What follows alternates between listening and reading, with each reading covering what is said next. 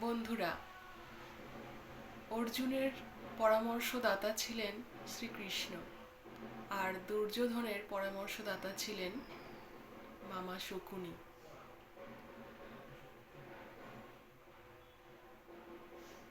অর্জুনকে সাহায্য করার জন্য শ্রীকৃষ্ণ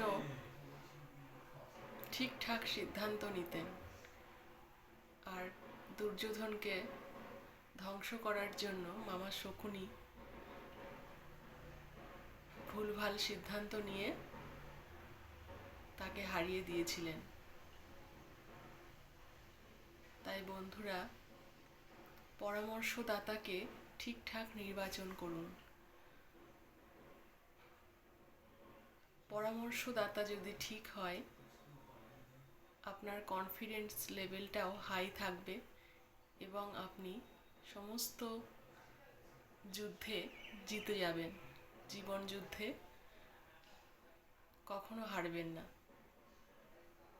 তাই আমাদের উচিত সবসময় সঠিক পরামর্শদাতা বেছে নেওয়া। ধন্যবাদ।